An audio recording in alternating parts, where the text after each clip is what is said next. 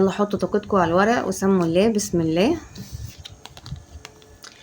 انت الدنيا وما فيها، كل الناس، ومفيش اي حد في الدنيا هنا هو قدر ينسيه وجودك ولا قدر يبعده عنك. انت شخص مهم جدا في حياته فعلا، عرف بعدك كتير هنا بس رافض اي حد ان هو يكون في حياته غيرك هنا. الشخص دوت ندمان جدا وما بياخدش خطوة ناحيتك هنا وما عملش اي مرضية في العلاقة ديت لما زالتوا مع بعض. واضح ان هنا في انفصال. الشخص ده بعدك عن حياته هنا وافتكر ان الدنيا هتنسيك وان الوقت هيخلي الحكاية خلاص تتنسي وهتصالحوا مع بعض تاني وانك انت هترجع معاه، لكن للأسف محصلش كده. والشخص دوت واخد 9 سيوف هنا، لا ده واخد كمان 10 سيوف هنا بسبب اسلوبه النرجسي معاك هنا، وانه بعدك عنه في وقت من الاوقات وكان مداري مشاعره وكان كتيم جدا على مشاعره هنا. النهاردة بيحلف انه ما شافش حد زيك، بيحلف ان انت احسن حد في حياته هنا، وقابل كتير وقليل ولا بعدك ولا قبلك هنا، ولا حد عارف ياخد مكانك ولا مكانتك في قلبه. الشخص دوت بجد حس قد ايه هو كان مش مسؤول ومش ملزوم، وكان شخص مش ناضج لما ما خدش خطوة في العلاقة ديت وما حاولش يحافظ عليك، مع انه دلوقتي بيقيمك جدا وقلبه شايل هم بسبب البعد ده. الشخص دوت زعلان اوي ان العلاقة متوقفة هنا وان مفيش اي جديد فيها. عنده مشاكل كتير جدا من ساعة ما بعد عنك ومن ساعة ما نسي الحب ده. النهاردة راجع متمسك بيك وعاند كمان عليك والندمان على الرحيل دوت. ازاي ساب الحب الحقيقي هنا؟ ازاي ساب اكتر حد هناوت في الدنيا حبه؟ ازاي؟ مش متخيل ان هو ممكن يعوض الحب دوت. فعلا هو وحيد هناوت من غيرك، حتى لو حواليه ناس كتير.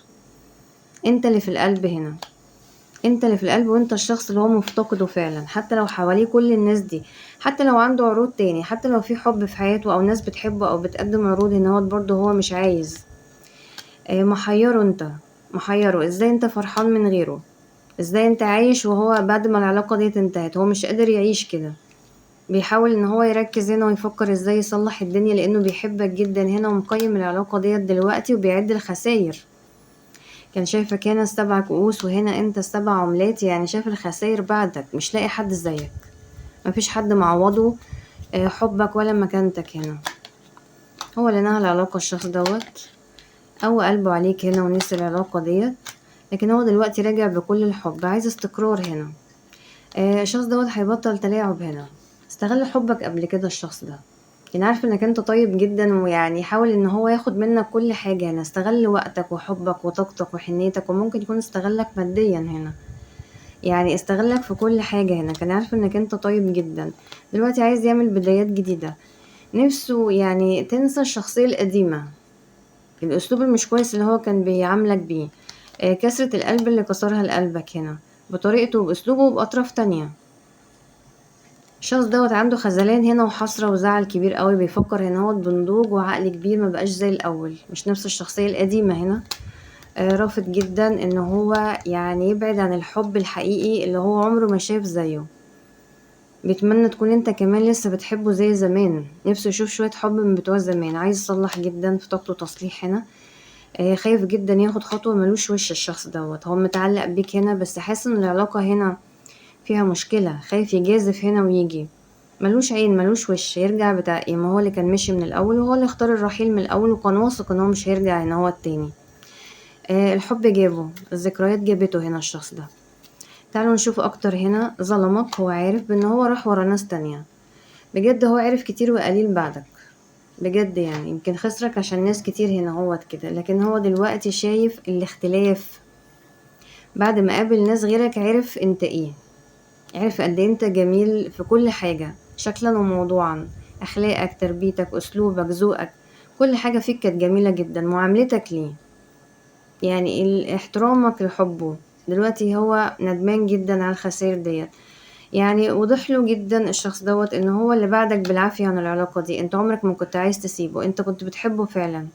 الشخص ده ندمان جدا جدا جدا، رافض خالص ان انت تروح مع حد تاني، رافض خالص ان هو يخسرك مرة تانية. خلاص هو دلوقتي راجع يغير كل اللي كان وعايز يختار يعني يختارك ثم يختارك ثم يختارك. الشخص ده خلاص مش شايف حد غيرك هنا اهوت. الشخص هنا عايز يكلمك في طاقته كلها حنين واشتياق وكلام، مشتاق هنا يحكي معاك ويحكي لك ويتكلم ويقولك قد ايه هو مقدرش ينساك. كان كتيم الأول، ما كانش بيحكي حاجة، كان بيحس ممكن ان هو ضعف منه ان هو يظهر حبه او حاجة، او كان مستني انت دايما اللي تظهر الحب. دلوقتي لا، ما عندوش اي مانع يقولك قد ايه هو غلط لما سابك، قد ايه هو خسر وجودك، قد ايه انت حد مميز جدا في حياته. الشخص دوت طاقته كلها استقرار هنا. الشخص دوت خايف جدا جدا جدا لا يكون بقى اكس في حياتك، عايز يعمل بدايات جديدة، خايف لا تكون مش بتحبه زي زمان او نسيته، او كتر المشاكل خلاك خلاص مش عايز تقرب منه تاني. مهما كان جواك من مشاعر خلاص محرص منه، هو حاسس كده انك انت مش واثق فيه ومحرص منه بسبب المسافات اللي عملها قبل كده والبعد، وان هو شاف نفسه عليك ان هو ومقدرش قيمتك كويس.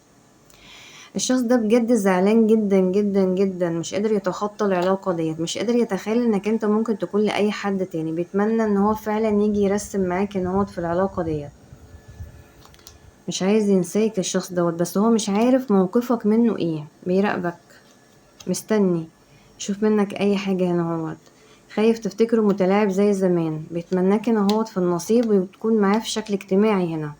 الشخص دوت ندمان جدا، بيحاسب نفسه جدا جدا جدا، وخايف انك انت تكون مش مسامحه، وانك انت ما تكونش نسيت اللي حصل منه قبل كده، قد ايه هو كان غدار وخاين، بس النهارده راجع بكاس الحب. اتمنى لكم السعادة جميعا، واشوفكم ان شاء الله في فيديو جديد، وشكرا لحسن المتابعة.